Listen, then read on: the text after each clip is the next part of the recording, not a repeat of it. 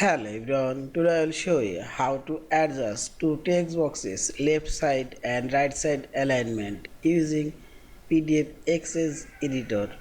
Open your PDF file with PDF-XChange Editor. Now click on this home menu option and select this edit down arrow and select a text. Now click on this text box and select another one. Press Ctrl key for our keyboard and hold it and select second one, and these two text boxes now selected, and this is arrange option. Select here, and here you will find this left side alignment. See this adjusted, and this is right side. See this. Also you can align. Click, put your mouse cursor this border and click right button for your mouse cursor and select arrange.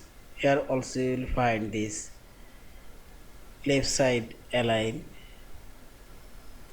and arrange option. This is right side align.